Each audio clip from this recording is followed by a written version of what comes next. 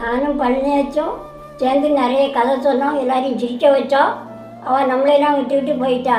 இன்னைக்கு அவள் இறந்து 3 நாள் ஆச்சு. யாரும் கவலைப்படாதீங்க. அவள் நினைவாக இன்று அன்னதானம் கொடுக்குறோம். எல்லாரும் பழனியாச்சி ஆத்மா சாந்தி அடைய பிரார்த்தனை பண்ணுங்க.